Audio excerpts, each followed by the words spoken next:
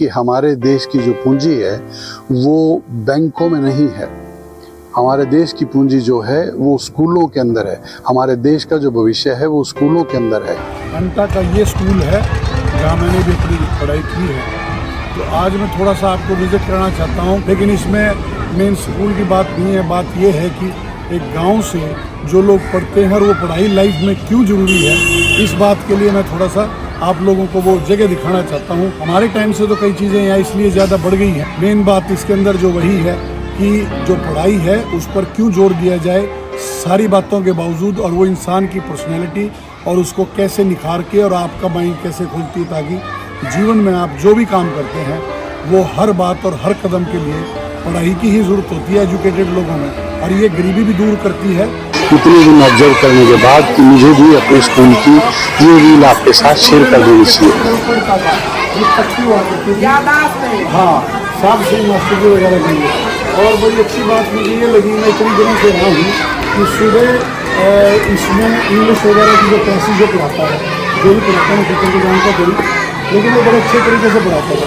मुझे हॉस्टल्स में जाना पड़ा था इस इंग्लिश को सीखने के लिए, और मुझे इसकी कभी महसूस हुई थी उस टाइम।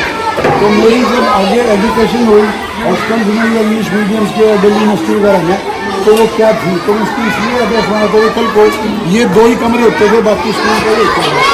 और बलवान सर और साहब सिंह मास्टर जी ने हमारे करते में 19 साल के बच्चे इसके नहीं याद गए, और उनके लिए याद है कि कादिर खान साहब ने भी इसमें बहुत किया था। मेरे इमाम साहब गरीबी सिर्फ एक ही है, और वो सिर्फ एजुकेशन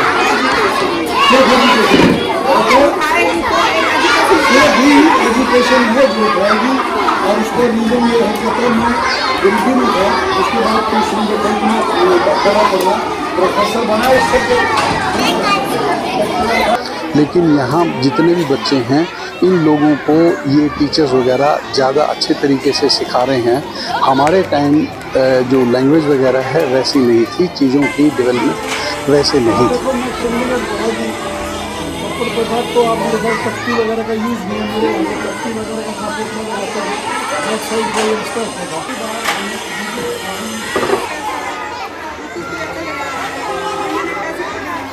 एजुकेशन की क्वालिटी पे अलग अलग स्कूल्स में सरकार उतना ध्यान नहीं दे रही है जितना ध्यान उसे पहले देना चाहिए था।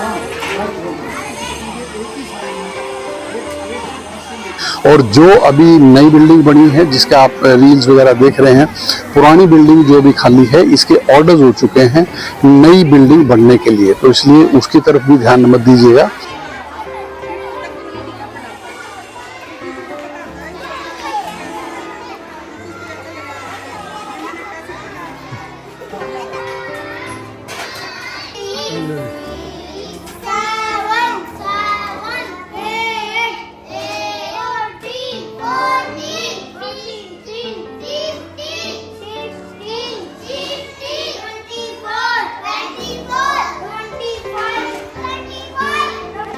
कादर खान साहब का भी मैंने इसलिए जिक्र किया, जिसका लिंक मैं नीचे अपनी रील में भी ये छोड़ रहा हूँ, कि उन्होंने अगर गरीबी से निकले थे तो उसका कारण यही था कि उसकी मदर्स ने उनको ये इंस्पायर किया था कि अगर गरीबी से निकलने का कोई तरीका है तो वो एक ही है, और वो एजुकेशन है।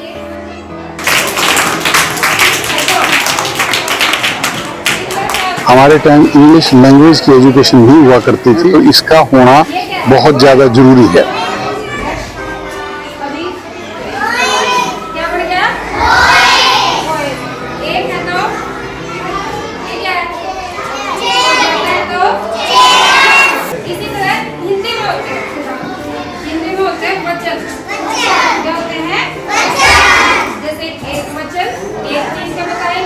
टीचर्स की डेडिकेशंस काफ़ी दिनों से देख रहा था कि वो मॉर्निंग में आके किस तरह से उन लोगों को एक्सप्लेन कर रहे थे।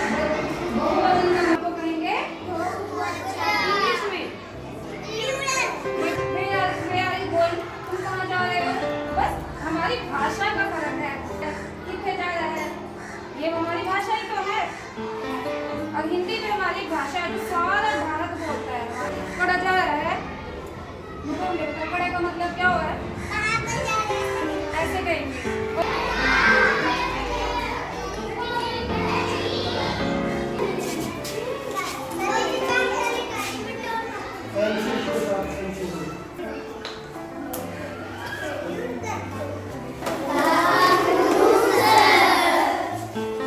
Good afternoon sir, good afternoon. अच्छा ये बताओ कि मुझे कौन कौन जानता है? जानते हो सर को? जानते हो? कैसे, कौन हूँ? खड़े होकर बताओ कौन है? वकील साहब के भाई। हाँ पता है, पहले से देखे आपने? हाँ पड़ोसी वहीं थे। हाँ। और जैसे तुम पढ़ने लग रहे हो, मैं भी ऐसे ही बैठ के यहाँ पढ़ा हूँ। पहले इसी स्कूल से पढ़ा हूँ, 5वीं क्लास तक मैं यहीं बैठता था। अब तो ये स्कूल हैं, ये सारे जितने भी ये हैं, तब ये नहीं होते थे। तब मैं वहाँ सामने 2 ही कमरे हैं, उसी में ऐसे टीचर्स पढ़ाते थे, उन्हीं ने पढ़ाया है। ये सर ये कह रहे हैं कि मेहनत करो, हाँ ठीक है ना? मेहनत करोगे तो सर की तरह हो जाओगे। बस ठीक है ना? जो लोग पढ़ाई में मेहनत नहीं करेंगे उसका कोई घर नहीं देखेगा, उन पे बंदर घूमेंगे जैसे अभी घूम रहे हैं। लेकिन जो पढ़ जाएगा वो आगे बढ़ जाएगा। जितनी नौकरियां हैं, जितने जीवन में चीजें हैं, वो सिर्फ पढ़ाई पे हैं। पढ़ाई करोगे तो मिलेंगी। कोई किसी के कपड़े नहीं देखता है, कोई किसी के जूते कपड़े मकान नहीं देखता है, सिर्फ ये देखता है कि किस बच्चे ने कितनी मेहनत करी है और कौन पढ़ा है। जो पढ़ा है वही आगे बढ़ जाएगा। तो और वो किसमें क्या जरूरी है? टीचर सर की बात मानना। जानते हो IPS ऑफिसर है, ये सारे ऐसे ही पढ़े हुए हैं, ये सारे ऐसे पढ़ के ही ऑफिसर लगे हुए हैं। ठीक है ना? तो तुम मेहनत करोगे और टीचर की सुनोगे। अभी तुम्हारी उम्र क्या में तो पता नहीं है, टीचर की अगर सुन ली तो तुम बस, ठीक है ना? तो बैंकों में जाओगे, कहीं भी जाओगे, वो टीचर की कई भी बात याद आएगी मुझे। Thank you, thank you.